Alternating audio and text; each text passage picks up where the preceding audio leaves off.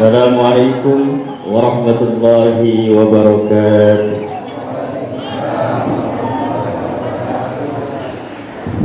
Alhamdulillahilladzi nawwara qulubana bi nuril hidayah wa ja'alana min ahli sunnah wal jamaah.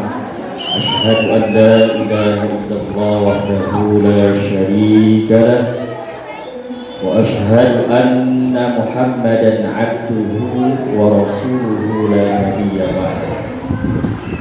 Allahumma salli wa sallim wa karrim wa atim ala habibina wa syafi'ina wa qurrati a'yunina wa maulana Muhammadin Abdul Bariyah wa ala alihi wa ashabihi dawin nufusi zakiyah. Amma ba'du, qala Allah azza wa jalla fi kitabihil karim. A'udzu billahi minasy syaithanir rajim. Subhanalladzi asra bi 'abdihi lailan minal masjidil haram ilal masjidil aqsa. Al-ayah.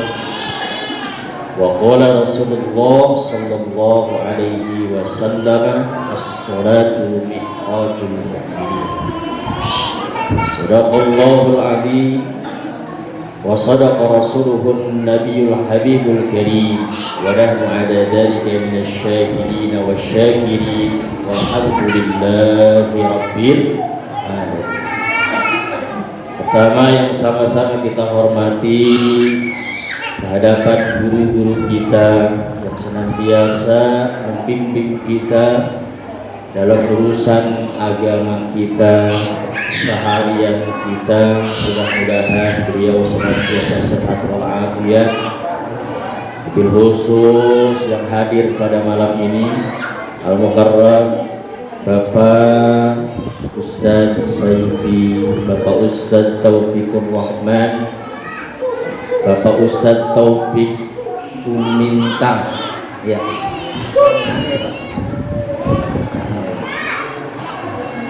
Serta para ustadz lainnya, mudah-mudahan beliau senantiasa sehat walafiat. Sama-sama kita hormati pengurus DKM Musola Al-Qomar, Bapak Ihsan, berikut seluruh staf-stafnya. Sama-sama kita hormati para aparatur pemerintah kita, Bapak RT, Bapak RW. Nah, tidak bisa saya sebutkan namanya satu persatu. Kita doakan beliau-beliau semua mengemban amanah sebagai orang yang dipercaya mengurus masyarakat, wabil khusus di wilayah Cinangka ini. Senantiasa Allah berikan sehat walafiat. Serta para jamaah yang hadir pada kesempatan malam ini, bapak-bapaknya, ibu-ibunya, para remajanya. Mudah-mudahan langkah kaki kita dari rumah masing-masing menuju Musola Al-Qomar ini senantiasa tercatat pahala yang terbaik di sisi Allah Subhanahu wa ta'ala. Ya Rabbi bil Mustafa balligh maqasidana waghfir lana ma madha ya wasi'al karami. Ya Rabbi bil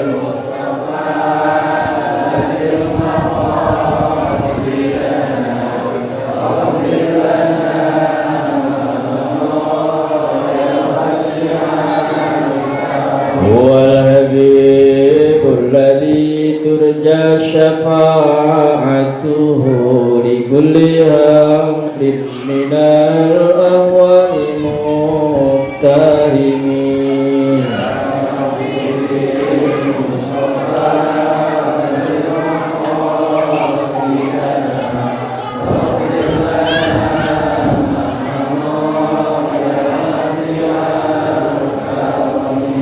Mengaji, yuk kita mengaji perintah Nabi. Barang siapa yang tak mengaji, awas matinya jadi memedi.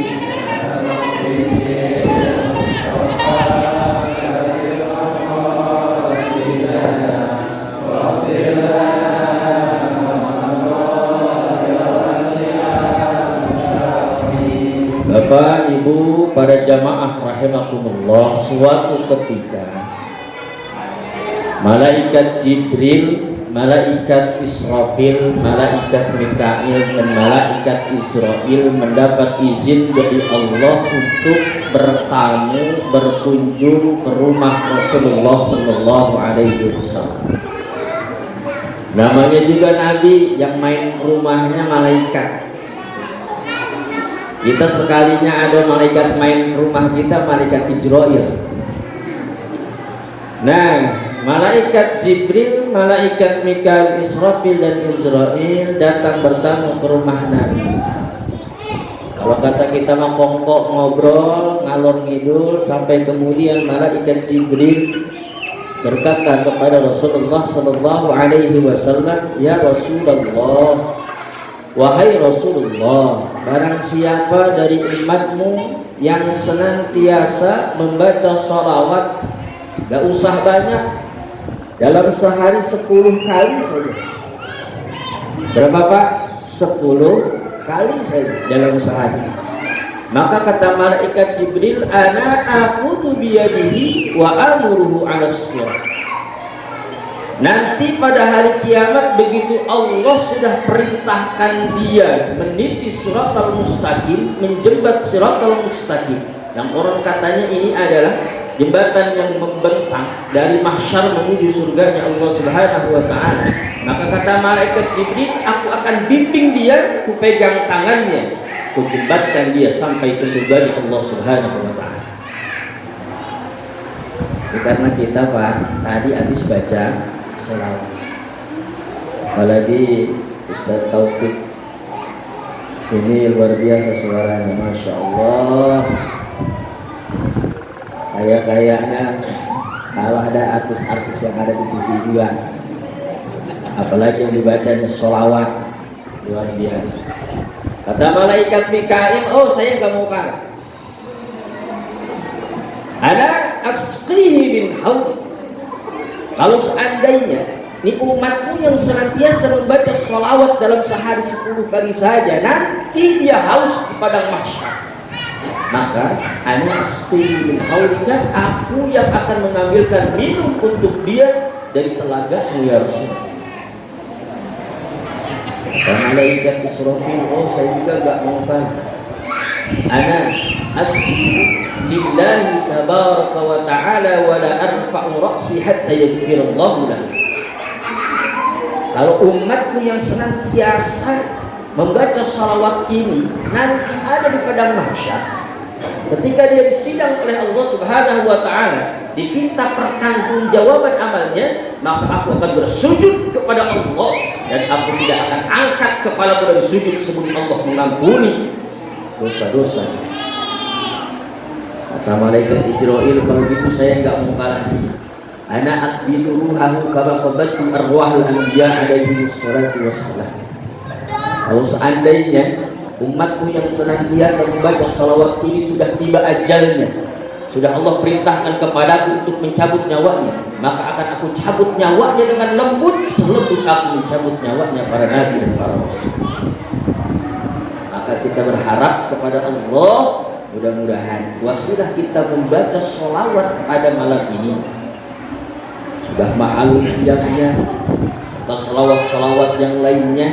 Harapan kita mudah-mudahan apa yang dijanjikan oleh malaikat Jibril, malaikat Mikail, malaikat Israfil, malaikat Israel di hadapan Rasulullah Sallallahu Alaihi Wasallam nanti akan mereka berikan kepada kita semua.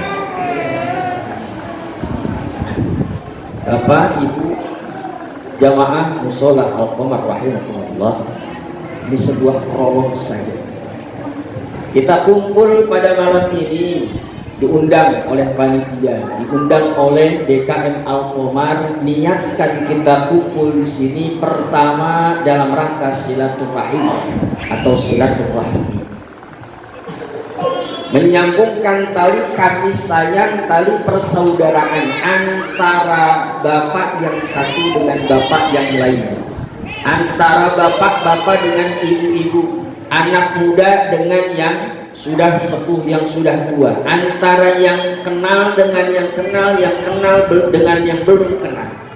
Sekaligus saya sampaikan salam silaturahmi saya kepada seluruh jamaah wabil khusus yang hadir pada malam ini, karena ini baru pertama kali saya menginjakkan kaki di musola Al-Qomar. Wasilah Bapak Ihsan meminta kepada Bapak Nur untuk mengisi ceramah Isra Mi'raj pada malam ini. Alhamdulillah saya bisa bersilaturahmi dengan jamaah musola Al-Qomar. Namanya silaturahim, ngomongnya gampang, tapi terkadang ngelaksanainya yang agak susah. Jangankan antara yang jauh dengan yang jauh, yang dekat dengan yang dekat saja, kalau terkadang waktu, kalau terkadang kerjaan yang menghalangi, susah untuk ketemu. Maka kata Rasulullah Shallallahu Alaihi Wasallam memotivasi kita, memberikan semangat kepada kita untuk supaya senantiasa kita menjaga silaturahmi. Beliau mengatakan, man aroda ayyub satalahu bi rizqi wa yusa'alahu bi athari fal yasir.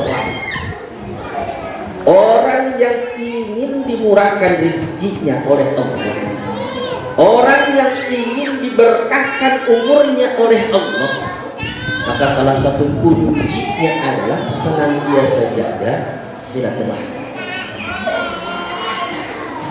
Suatu ketika sahabat Abu Ayyub Al-Ansari, asli orang Madinah, beliau melihat seorang Arabi, orang Arab pedalaman, wong desu kalau kata kita, melihat seorang Arabi tiba-tiba mencegat Rasulullah Shallallahu Alaihi Wasallam ketika beliau sedang mengendarai unta. Akhadha bizimami naqatihi, bahkan sampai si Arabi ini memegang tali kekangnya unta yang dinaiki oleh Rasulullah Shallallahu Alaihi Wasallam. Kemudian si Arabi ini berkata, ya Rasulullah, akhbirni bima yuqarribuni minal jannati wa yubaiduni minan nar. Ya Rasul, tolong dong kasih tahu saya amalan yang bisa mendekatkan saya kepada surga Allah, sekaligus bisa menjauhkan saya dari nerakanya Allah Subhanahu wa Ta'ala. Maka kata Rasulullah Sallallahu Alaihi Wasallam, kalau kau ingin dekat surga, kau ingin jauh dari neraka, yang pertama adalah anta'budallaha wa la tusyrika bihi syai'an. Ibadah yang benar, baik ibadahnya ibadah mahdhah ataupun ibadahnya ibadah ghair mahdhah, ibadah yang benar. Kalau pengen dekat surga, pengen jauh dari neraka. Wa tuqimus shalah, kalau kau ingin dekat surga, ingin jauh dari neraka, salat yang benar. Wa tu'tiyaz zakat, dan kalau Allah takdirkan engkau punya harta yang lebih, Allah takdirkan engkau jadi orang kaya, jangan lupakan zakat, jangan lupakan sedekah. Wa tasilaturrahim, kalau kau ingin dekat surga, kalau kau ingin jauh dari neraka, senantiasa jaga silaturahmi. Maka kita hadir di sini dalam rangka mempererat silaturahmi di antara kita. Mudah-mudahan Allah takdirkan kita jauh dari neraka, dekat dengan surganya Allah Subhanahu wa Ta'ala. Yang kedua, kita kumpul di musola Al-Qomar ini atas undangan DKM dan panitianya. Kita niatkan yang pertama tadi silaturahmi, yang kedua kita niatkan thalabul ilmi, ngaji. Mungkin kalau ngaji-ngaji rutinan kita jarang hadir, ini ngaji yang momennya momen spesial Isra Mi'raj. Alhamdulillah kita bisa menyempatkan waktu hadir di tempat ini. Niatkan thalabul ilmi, niatkan ngaji. Ustaz, saya mah udah tua, yang namanya ngaji gak ada batasan usia. Kata Rasulullah Shallallahu Alaihi Wasallam, "Utlubil ilma minal mahdi ilal lahdi." Walaupun ada yang mengatakan itu katanya kata-kata mutiara. Yang namanya ngaji, nuntut ilmu, belajar itu dari sejak kita dalam ayunan sampai kita masuk ke liang lahat. Artinya kalau Allah masih kasih kita umur, yang namanya ngaji, ayo tetap kita jalani. Karena jangankan kita Pak, Imam Syafi'i aja yang sudah menjadi imam madhab, yang madhabnya diikuti oleh sebagian besar penduduk dunia, yang beliau sudah hafal Quran sejak umur 7 tahun, berikut tafsirnya. Padahal kita pisan, Masya Allah, 7 tahun hafal Quran. Beliau mengatakan bahwa ilmu itu semakin saya perdalam, semakin saya pelajari, saya rasa saya ini masih kurang ilmu, saya rasa saya ini masih bodoh. Kalau itu Imam Syafi'i, apalagi kita punya. Apalagi Pak, Masya Allah, kalau kita ngaca zaman dulu dengan zaman sekarang, orang-orang tua kita ngaji zaman dulu dengan kita ngaji zaman sekarang, luar biasa perbedaannya. Zaman dulu, Masya Allah, apalagi kalau ngaji dari rumah ke musola, musolanya jauh. Dari rumah ke tempat guru ngaji, tempat guru ngajinya jauh. Apalagi penerangan lampu saat itu masih jarang, gelap. Tempat ini aja yang sekarang jadi tempat tinggal kita. Dulunya sawah. Jarang orang malam-malam mau nongkrong jam segini di sini dulu. Makanya ada cerita zaman dulu nih, bocah kan kalau ngaji pada geroyokan, udah gitu pada bawa pelita, bawa obor, berlima geroyok datang ke rumah guru ngaji. Gelap-gelapan, manahan lewatin pohon gede yang kata orang tua dulu banyak setannya. Nah itu bocah ditakut-takutin, ayo lu. Akhirnya mah alhamdulillah pada datang ke rumah guru di Malimanya. Pas begitu mulai ngaji, bocah yang paling kecil dikerjain, ntar kalau kita udah kita tinggal dia. Pas begitu selesai, itu bocah dewek-dewek paling kecil ditinggal kabur sama temen-temennya, padahal dia masih ngaji sama gurunya. Pas begitu pulang, Masya Allah tuh bocah pengen nangis, akhirnya pulang dewek, obor dibawa dipegang sama dia. Pas begitu ngelewatin pohon yang gede, beneran dicegat sama setan. Begitu dicegat sama setan, itu bocah saking kagetnya akhirnya baca doa yang diajarin sama ustadznya. Allahumma barik lana fima razaqtana wa qina adzabannar, kata dia. Itu setan kabur sekenceng-kencengnya. Apa itu kata setan? Sejak saya jadi setan baru sekarang ini ada bocah mau makan saya. Allah. Akhirnya itu bocah karena seriusnya ama ngaji akhirnya jadi ustadz juga pas gedenya. Gantian dia yang ngajar ngaji. Pulang dari majlis, pulang dari musola, sama masih belum ada lampu juga, masih gelap juga. Itu pohon gede masih ada juga. Itu pulang ngajar, dicegat. Dulu yang jegat dia cuma 1 setan, sekarang 4 setan. Karena udah jadi ustadz pinter doanya, nggak usah doa, bacain ayat Quran aja. Yang 1 setan pertama maju dibacain qul huwallahu ahad, kabur. Yang 1 lagi maju dibacain qul a'udzu birabbil falaq, kabur. Yang 1 lagi dibacain qul a'udzu birabbin nas, kabur. Pas yang keempat dibacain Fatihah, kagak kabur. Dibacain ayat kursi, kagak kabur.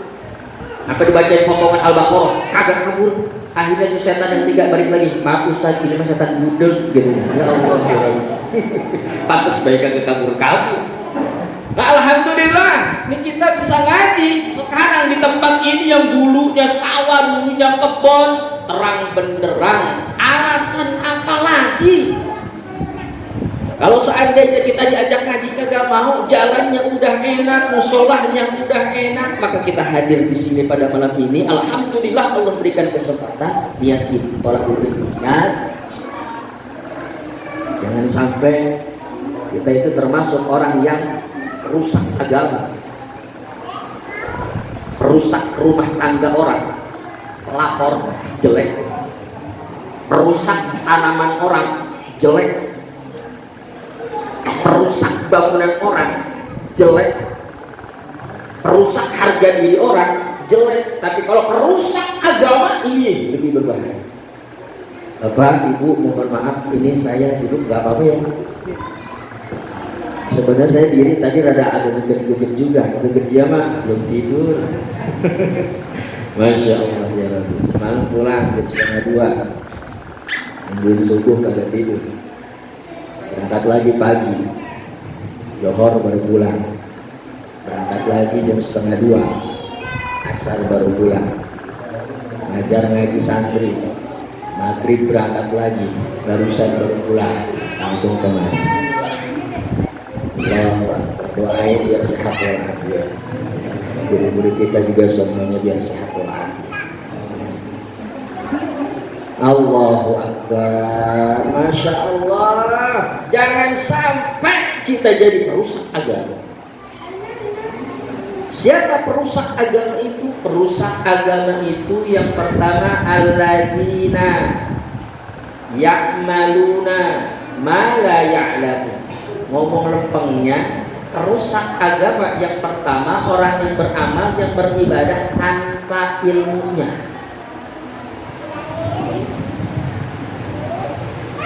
Di daerah Pandeglang ada aliran baru yang mulai muncul lagi. Aliran apa namanya? Wekok apa ya? Ibadahnya Pak, kalau ada di sini siapa yang ngikut juga sih? Ngikut ibadahnya doang, ogah masuk alirannya. Emang apa sih? Mandi bareng, lanang wadon, laki perempuan, tua muda, remaja. Katanya itu untuk membersihkan diri dari dosa. Enak bener ya. Mandi rame-rame, telanjang pulet. Laki-laki, perempuan, bapak-bapak, ibu-ibu, yang perawan, yang bujangan. Kalau kata ada di sini, kita betul ya. Allahu Akbar. Kata dia itu buat membersihkan dosa. Yang padahal kalau kata agama kita itu rusak agama. Hanya hati-hati. Kata Ibnu Rusman dalam kitab Zubat yang mengatakan wa kullu man bi ghairi ilmin ya'malu a'maluhu mardudatun la tuqbalu. Setiap orang yang beribadah, yang beramal tanpa dasar ilmunya, maka ibadahnya, amalannya tertolak, tidak diterima oleh Allah Subhanahu wa taala. Aja ngaji biar kita tahu, biar kita bisa, supaya amalan kita, supaya ibadah kita diterima oleh Allah Subhanahu wa taala. Syekh Abdul Qadir Al-Jilani yang mengingatkan kepada kita, ya jahilan, wahai orang yang masih bodoh dalam hal agama, ta'allamil ilma, aji yang benar. Fa innahu la khaira fi ibadatin bila ilmin, sebab tidak ada nilai kebaikan dalam suatu ibadah yang tidak didasari dengan ilmunya. Allah. Mudah-mudahan kita halo Pak Ihsan, ngumumin di musola, bapak-bapak, ayo kita rajin-rajin datang rutin ngaji. Ayo kita bantu, sekaligus kita makmurkan musola Al-Qamar ini dengan beragam macam pengajian. Jangan sia-siakan guru yang sudah ada mau datang ke tengah-tengah kita.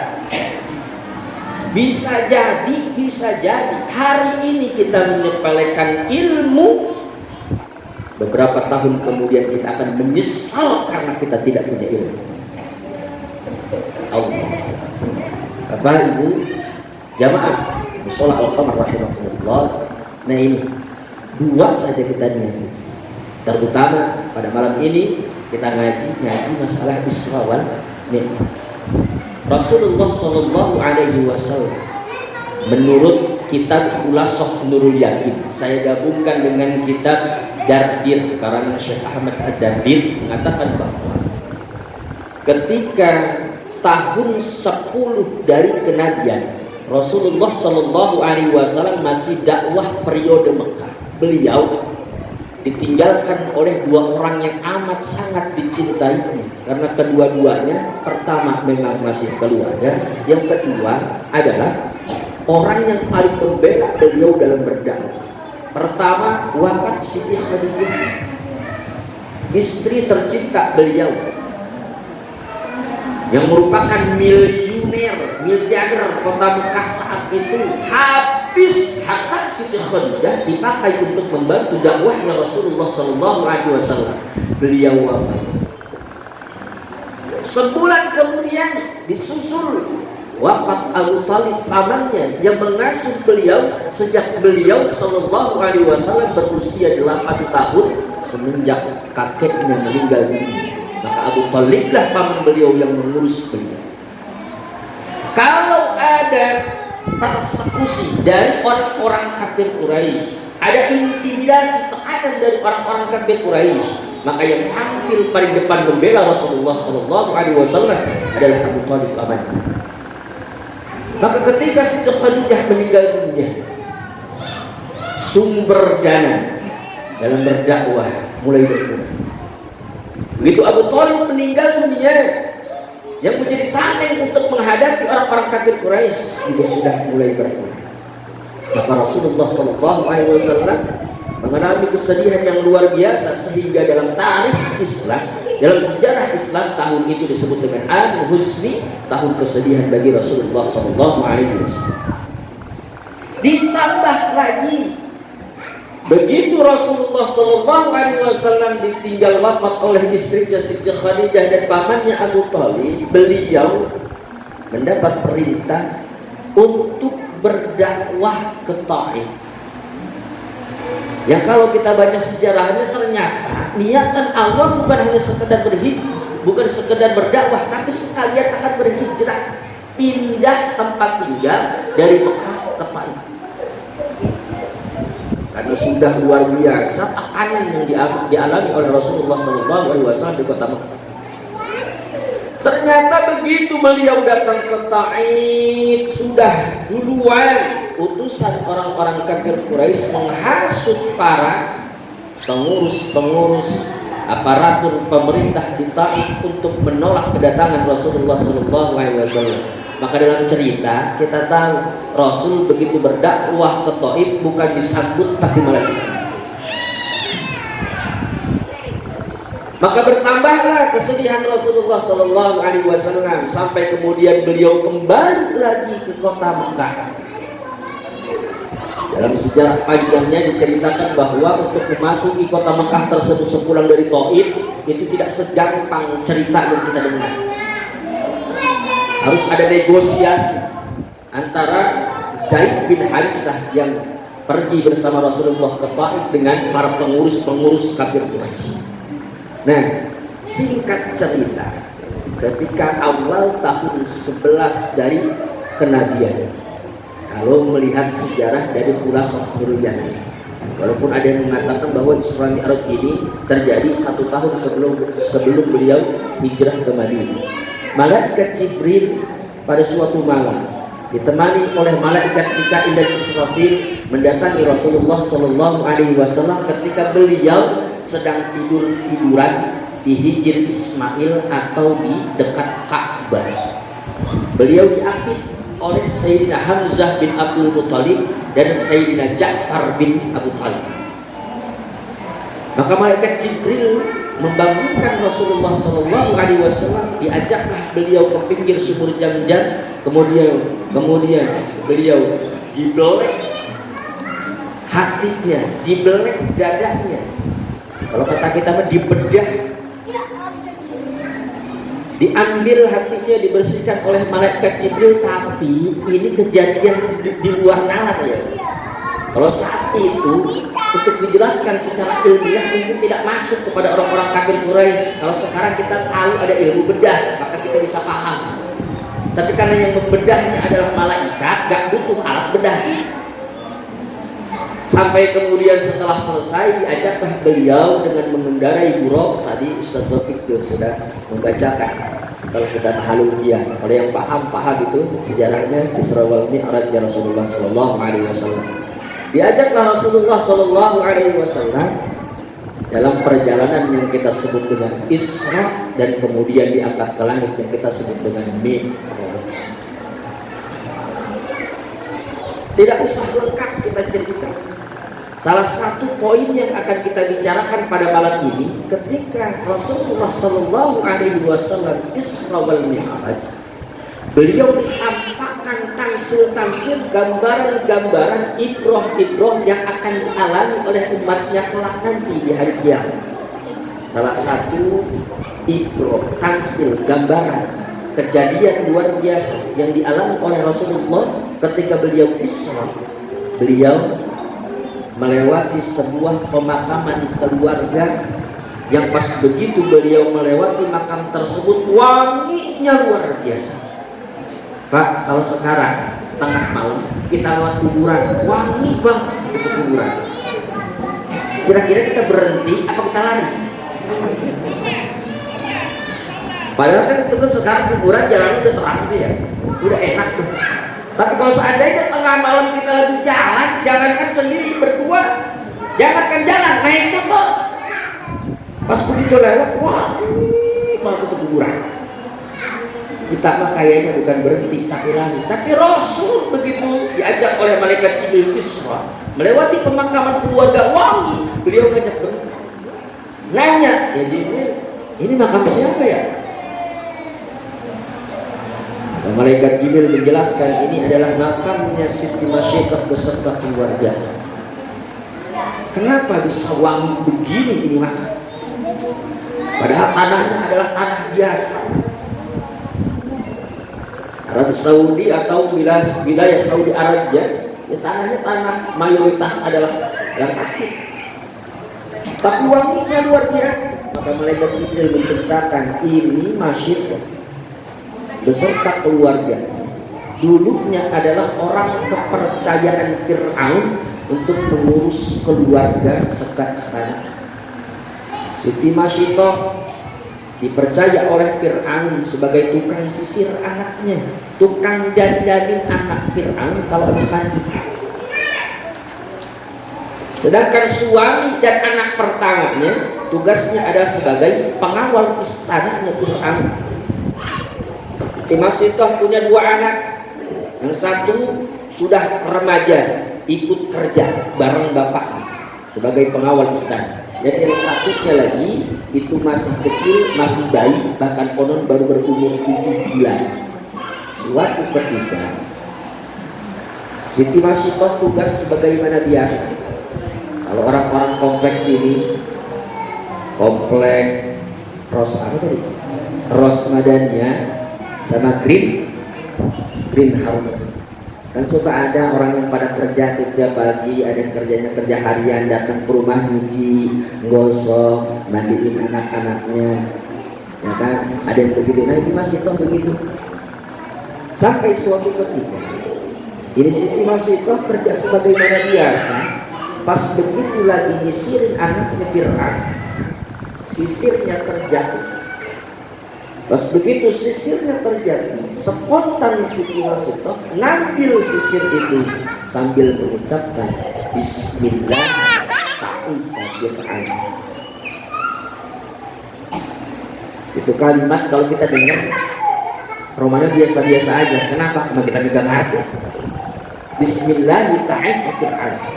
Kalau diterjemahkan, di depan anaknya Fir'aun pisan, itu Siti Masyidah ngambil sisir baru ngomong Bismillah dengan menyebut nama Allah, ta'isa Fir'aun, sebut celaka si Fir'aun.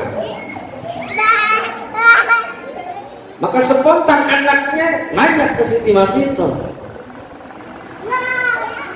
laki Rabbun ghairuka, kamu ini punya Tuhan selain ayahmu? Karena saat itu yang dituhankan oleh masyarakat Fir'aun dan yang menobatkan dirinya sebagai Tuhan saat itu adalah Fir'aun. Faqala dalam surat An-Nazi'at, ana rabbukumul a'la, saya Tuhan kalian yang maha tinggi, kata Fir'aun kepada masyarakat. Maka kata Siti Masyidah pas ditanya, apakah engkau punya Tuhan selain ayahmu? Tuhanku, Tuhanmu dan Tuhan ayahmu adalah Allah. Akan aku laporkan kejadian ini kepada ayah Fir'aun. Kata Siti Masyidah, silakan, no problem, tidak ada masalah. Maka dipanggillah kemudian setelah kejadian tersebut dilaporkan kepada Fir'aun, kepada Fir'aun. Siti Masyidah dipanggil sekeluarga oleh Fir'aun. Suaminya dipanggil, anaknya juga dipanggil. Bahkan Siti Masyidah sambil menggendong anaknya sekeluarga dipanggil. kemudian dibujuk oleh Fir'aun untuk kembali mau menyembah Fir'aun. Kalau kata kita mah udah sembah Fir'aun lagi, ntar rumah di Rosmadania 13 buat kamu semuanya, ntar rumah di Green Harmony yang paling bagus paling mahal buat kamu semuanya. Tapi Siti Masitoh tidak mau. Sampai kemudian Fir'aun menggunakan cara keras dan mengancam, kalau seandainya kalian tidak mau menyembahku lagi, maka akan aku bunuh kalian sekeluarga. Kata Siti Masitoh, jika engkau membunuh kami sekeluarga, sepertinya itu lebih baik. Kalau kita diancam-ancam kayak begitu ya, Masya Allah. Jangankan diancam sama raja, jangankan diancam sama presiden, diancam sama RT kita kalah. Awas besok dapat bansos loh, gitu kan ya. Masya Allah.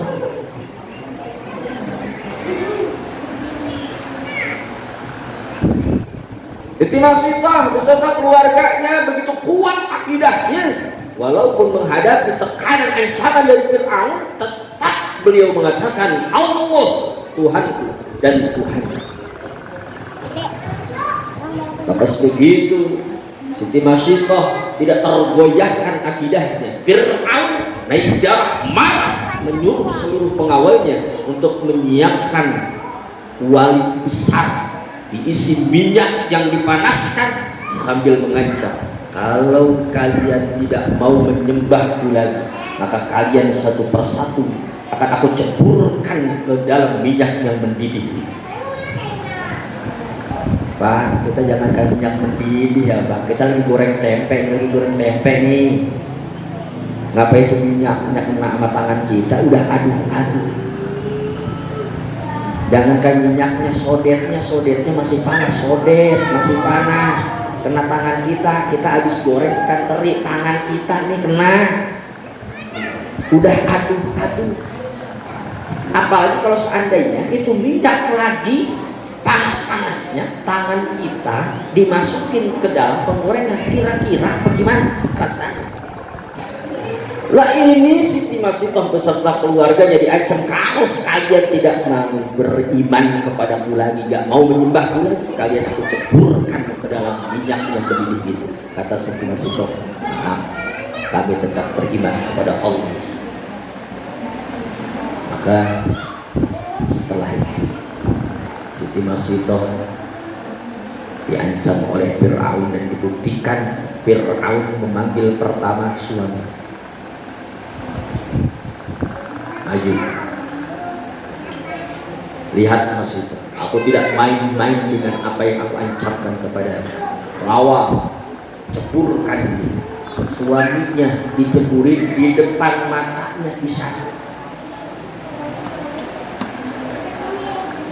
Kalau sekarang kita ngelihat nih ikan, kalau seandainya ikan di tempat pecel tuh ikan lele masih rada hidup-hidup dikit, digoreng itu kelabak-kelabakan. Bagaimana orang?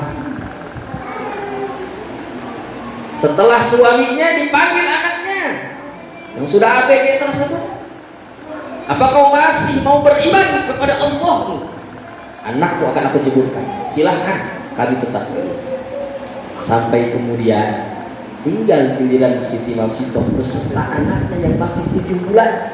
Siti Masitoh ragu, maju mundur. Kalau kata Sari ini maju mundur cantik-cantik begitu kali ya. Nah ini Siti Masitoh maju mundur ragu, kesian sama anaknya yang masih kecil. Tapi luar biasanya kejadian itu menjadi sorotan orang seistana ketika Siti Masitoh dalam keraguan, anaknya yang baru 7 bulan ngomong. Coba sekarang ada bocah 7 bulan ngomong, tidak tahu. Kata anaknya ini, ya ummah, wahai ibu, qa'i nafsaki wa la tataqanisi bi ajlis, lemparkan dirimu, jangan kau ragu karena aku.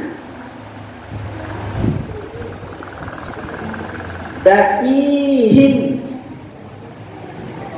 summa yarmi, panggil ganjillah mereka para pengawal-pengawal itu. Yulquni awwalan, biarkan mereka menceburkan aku lebih dulu, kata sebaik ini. Sumarni nafsaki, kemudian kau nanti susul aku ceburkan diri sendiri. Fa innaki bil haqqi, sebab engkau ibu ada dalam kebenaran, iman kepada Allah Subhanahu wa taala. Wasauddin, awas ibu, menjaga agama, menjaga akidah aula itu lebih utama min saunin nafsi wal aulad, daripada menjaga diri kita sendiri dan anak-anak kita. Allah itu banyak cara mendengar anaknya pidato kayak begitu, Siti Masito mantap dengan keyakinannya, si bayi dilemparin dan kemudian Siti Masito menyusul, matilah, wafatlah semua keluarga Siti Masito. Tapi yang terjadi kan, kalau kita goreng tempe, begitu masuk ke penggorengan langsung itu harum tempe. Kalau kita goreng ayam langsung harum ayam.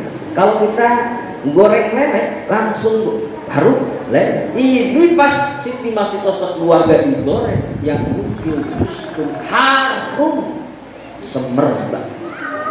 Sampai kemudian semua dikuburkan dalam satu pemakaman, harumnya tidak hilang-hilang, wanginya tidak hilang-hilang, sampai kemudian Rasulullah Isra wal Mi'raj melewati tempat tersebut, makamnya terus masih wangi. Pelajaran yang kita ambil pertama, biar bisa kita bawa pulang, kita ngaji gitu, bahwa yang namanya pendidikan agama, yang namanya pendidikan akidah, yang namanya pendidikan tauhid, itu adalah fondasi utama yang harus kita tanamkan dalam keluarga kita. Maka kita harus ngaca, sudah sejauh mana keluarga kita, sudah sejauh mana kita sebagai suami, sudah sejauh mana kita sebagai istri paham terhadap agama kita sendiri. Anak-anak kita yang dewasa, yang masih kecil, apakah sudah paham dengan ilmu agamanya? Khawatir ketika kita sudah merasa senang dengan ibadah kita rajin ke masjid, kita rajin ke tempat ngaji, tapi ternyata anak-anak kita masih susah untuk diajak ngaji. Orang-orang tua sekarang, Masya Allah, anak bisa ngaji, sama anak bisa goyang TikTok, masih bangga bisa goyang TikTok. Saya masih ting-ting. Nah itu kan ya, ampun Bang Jago, ya tidak. Itu bocah bisa-bisa banget, belum pada sekolah udah pada bisa goyang TikTok. Emaknya nyeprokin, babanya nyorakin. Lah itu bocah makin seneng main TikTok. Udah begitu HP-nya dibeliin. Ya Allah, giliran bocah belum bisa baca Fatihah, bocah belum bisa ngaji, kita masih biasa-biasa baik. Padahal kalau kita ambil pelajaran dari kisahnya keluarga Siti Masito, pendidikan agama harus kita tanamkan pertama dalam keluarga, karena menjadi fondasi utama dalam keluarga. Makanya kalau keluarga bapaknya resep ngaji, usahakan bininya diajak buat resep ngaji. Suami istrinya resep ngaji, usahakan anak-anaknya juga diajak resep ngaji. Setinggi apapun pendidikan seseorang, mohon maaf, bukan saya sedang merendahkan, setinggi apapun pendidikan seseorang, yang kepake dalam keseharian kita ya agama kita. Masya Allah. Nah, pelajaran yang kedua, bahwa dalam setiap perjalanan hidup yang kita jalani, namanya ujian itu pasti ada. Apalagi namanya ujian yang berkaitan dengan keimanan, maka Allah singgung dalam surat Al-Ankabut, ahasiban nasu ayyutraku ayyaqulu amanna wa hum la yuftanun. Jangan kira manusia itu mengira setelahnya mereka beriman tidak diuji sekali. Dan yang membuat kita itu terkadang maju mundur penuh keraguan, mentok kalau ujiannya udah berhubungan sama keluarga. Pengen banget sholat berjamaah ke musola, bini marah-marah suruh jagain bocah. Istrinya rajin banget buat datang ke majlis taklim, padahal suaminya nggak bisa ngajarin ngaji ke istrinya. Istrinya pengen banget belajar ngaji, kata lakinya jangan galak main ke musola. Ntar kalau udah demen sama musola, duit mulu yang keluar. Duit buat keramik, duit buat keramik, buat beli cat, buat penutupan pengajian, buat acara ini, buat acara itu. Belum lagi kalau ibu-ibu mah setiap ngaji pasti bayar ada seragam. Hadis taklimnya ada 10 biji yang dia datengin. Yang satu pakai seragam warna biru, yang majelis kedua warna merah. Semua warna dia punya. Atau lakinya jangan kalau ke majelis taklim, ujian. Bahkan terkadang Masya Allah kita sudah rajin ibadahnya, anak kita yang susah banget untuk ibadah-ibadah yang lain yang sekira-kiranya berat, kayak sholat tahajud berat, jangankan bocah, kita juga berat. Alhamdulillah saya Bapak suka tahajud kalau bulan puasa. Kalau bulan puasa kan biar sahur itu juga. Giliran bukan bulan puasa, agak pernah tahajud lagi.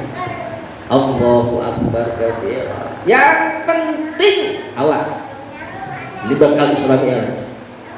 Apa itu? Jangan sampai kita, istri kita, anak-anak keluarga kita ninggalin sholat. Jangan sampai. Karena sholat inilah yang merupakan hadiah istimewa yang dibawa oleh Rasulullah SAW sepulangnya beliau Isra dan Mi'raj. Maka kita nih memperingati Isra Mi'raj sebetulnya sebagai barometer buat kita ngukur sejauh mana sholat yang sampai saat ini sudah kita kerjakan. Pak, sholat itu ada usolah, ada iqamatus sholah, ada dawamus sholah, ada hifdzus sholah. Derajat sholat kita udah sampai kemana? Ada usolah itu orang sholat sekedar menggugurkan kewajiban, asal sholat, gak peduli sah kagaknya, gak peduli bacaannya baik apa kagak, gak peduli gerakannya baik atau kagak, gak peduli wudhunya baik atau kagak, yang penting saya sholat. Masih bagus daripada kagak sholat. Nah, kagak ngepek sholatnya.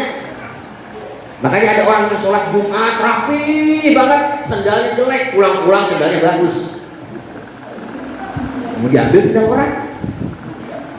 Bagi pakai swallow udah mau putus, pulang-pulang pakai karpil masih baru. Allahu Akbar. Padahal di sholat Jumat ada iqamatus sholah. Nah, derajat inilah yang paling minimal kita kejar. Orang yang mengerjakan sholat betul-betul diperhatikan sholatnya, dari wudhunya, wudhu yang benar, sholatnya, bacaannya diperhatikan, gerakannya diperhatikan, bahkan tingkat kehusyuannya ditingkatkan. Ada lagi dawamus sholat, mudah-mudahan kita bisa capai. Apa itu? Orang yang sholat fardhunya bagus, bahkan sampai dipelihara berjamaahnya, sholat sunnahnya juga tidak pernah ketinggalan. Dan yang luar biasa lagi, hifdzus sholat, orang yang mengerjakan sholat, akhlak sholatnya sudah dibawa dalam kehidupan sehari-hari.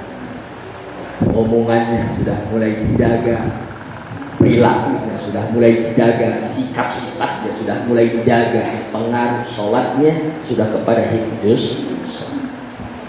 Bapak, Ibu, para jamaah rahimakumullah. Nah, inilah intisari dari Isra Mi'raj yang kita laksanakan pada malam ini, bahwa yang namanya ibadah apapun yang kita kerjakan, satu emang perlu ilmunya. Yang kedua, ibadah apapun kalau seandainya kita belum bisa istiqomah semuanya, minimal sholat perhatikan. awwal ma yuhasabu bihil 'abdu yaumil qiyamah as-shalah. Amalan yang pertama nanti akan dihisab oleh Allah, diperhitungkan oleh Allah pada hari kiamat itu adalah sholat kita. Ida sholat atau ida sholuhat, sholuh sa'ir amali. Kalau sholatnya baik, betul, benar, maka seluruh amalnya insya Allah akan benar. Tapi wajah pasada sa'ir amalihi, kalau sholatnya sudah berantakan, rusak, ilmunya kurang, maka amalannya pun akan berantakan yang lainnya. Kita berdoa kepada Allah melalui wasilah kita ngaji pada malam Isra Mi'raj ini, mudah-mudahan pada acara Isra Mi'raj ini, mudah-mudahan pertama Allah takdirkan kita menjadi mukmin yang baik. Yang kedua, mudah-mudahan kita dikaruniakan oleh Allah keluarga yang baik. Dan mudah-mudahan Allah karuniakan kita senantiasa istiqomah kepada hal-hal yang baik. Maka kita bungkus apa yang menjadi permintaan kita dengan membaca surat Al-Fatihah. Mudah-mudahan Allah kabulkan. Nanti doa lengkapnya Ustaz kabulkan. La hadhihi niyyah wa likulli niyyatin shalihah. Al-Fatihah. A'udzu billahi minasyaitonir rajim. Bismillahirrahmanirrahim. Alhamdulillahi rabbil alamin. Arrahmanir rahim. Maliki yaumiddin. Iyyaka na'budu wa iyyaka nasta'in. Ihdinas siratal mustaqim.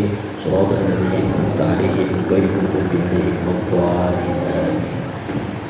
Bapak, Ibu, terima kasih atas silaturahmi yang sudah diberikan kepada saya. Mudah-mudahan silaturahmi kita senantiasa terjaga sampai hari kiamat. Lebihnya mohon maaf atas segala kekurangan sikap, sifat, dan tingkah laku serta omongan saya. Mohon dibukakan pintu maaf yang seluas-luasnya. Assalamualaikum warahmatullahi wabarakatuh. Waalaikumsalam warahmatullahi wabarakatuh. Baru saja kita sama-sama mendengarkan tausiah dari guru kita Ustaz Ahmad Sururi. Kita doakan semua guru-guru kita yang ada di depan ini, semoga Allah selalu berikan keberkahan kepada mereka dan keluarga, juga kesehatan. Amin amin ya rabbal alamin. Dan yang terakhir, kami minta kesediaannya untuk doa penutup kepada guru kami yaitu Ustaz Taufikur Rahman. Padanya kami persilakan. Assalamualaikum warahmatullahi wabarakatuh. Seluruh jamaah yang saya hormati dan muliakan, mari sama-sama kita taklim kita, pertemuan kita mengatakan ya Allah, mudah-mudahan apa yang kita dapatkan pada malam ini bermanfaat untuk kehidupan dunia kita, terlebih untuk ukhrawi kita. Amin ya rabbal alamin. Astaghfirullahaladzim, astaghfirullahaladzim, astaghfirullahaladzim. Alhamdulillah ya Allah ya Maulana ya Abdul Karim. Wa barik wa sallim wa radiyallahu tabaraka wa ta'ala an kulli ashabi Rasulillahi ajma'in.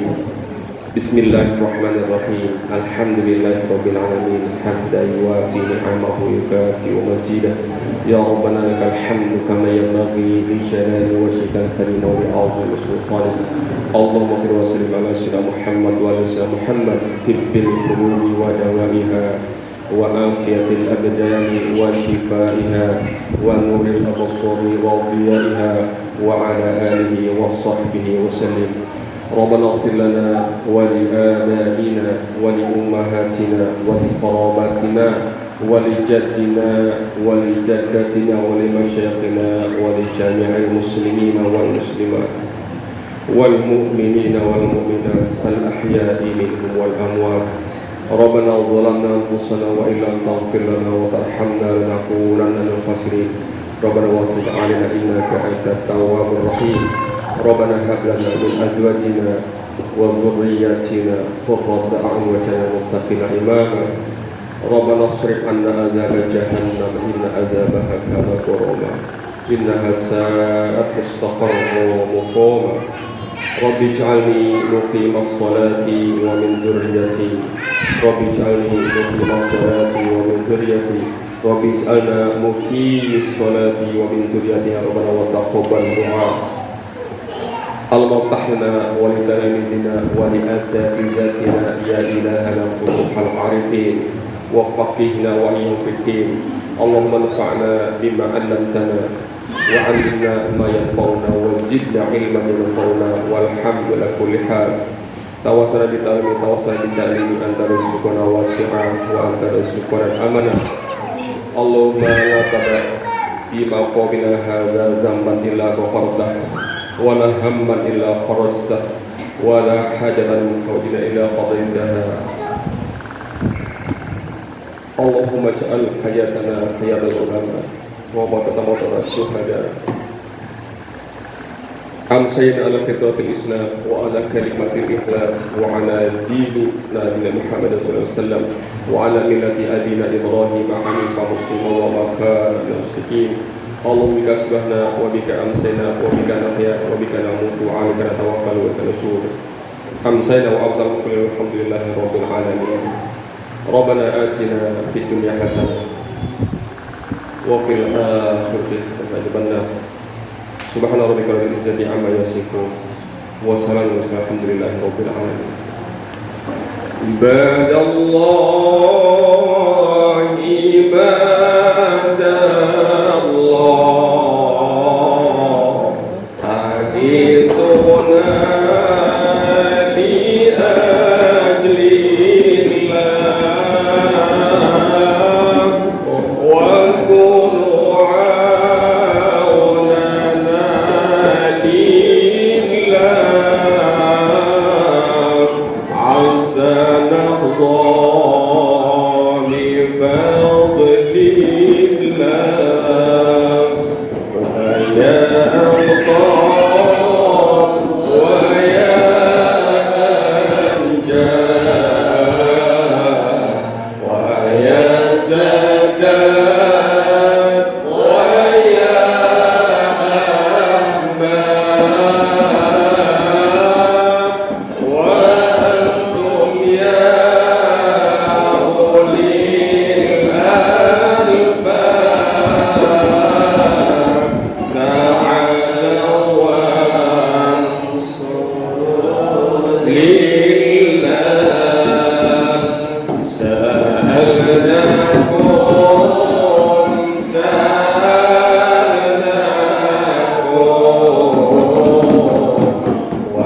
وللزلفى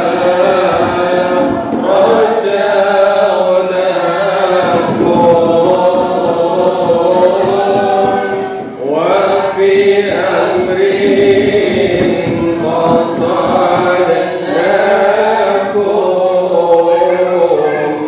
فشدوا أزمكم لله. فيا ربي بسادتي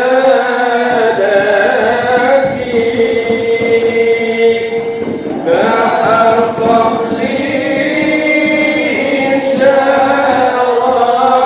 إشارتي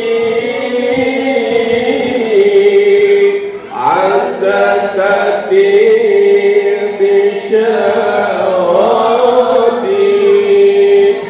ويصفو وقتنا لله. عباد الله رجال الله أغثنا لأجل الله وكونوا عوننا لله عسى نرضى بفضل الله. بكشف الحجب عن عيني ورفع البين من بيني وطمس الكيف والعين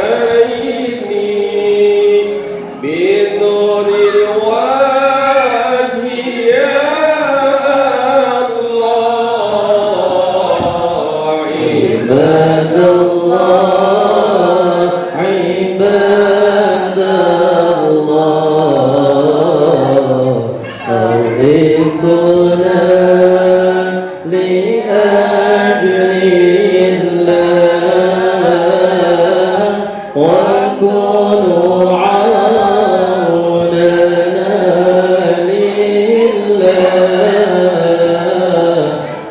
سنقضى بفضل الله صلاة الله مولانا على من بالهدى جانا ومن بالحق أولانا شفيع الخلق عند الله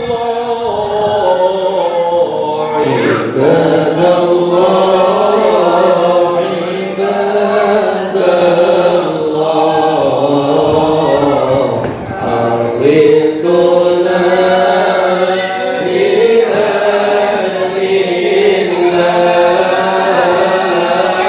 وكونوا عوننا لله عسى الله بفضل الله لهم فيها سبحانك اللهم وتحيتهم فيها سلام وآخر دعوانا الحمد لله رب العالمين. السلام عليكم ورحمة الله وبركاته. Waalaikumsalam warahmatullahi wabarakatuh. Alhamdulillah sudah kita selesaikan rangkaian acara demi acara. Jadi kami minta untuk semua yang hadir untuk tidak pulang dulu. Kami persilakan nanti setelah ini akan ada hidangan yang sudah disiapkan oleh ibu-ibu dari Komplek Rosmadania. Demikian kami sampaikan, mohon maaf bila ada kekurangan. Billahi taufiq wal hidayah. Wassalamualaikum warahmatullahi wabarakatuh.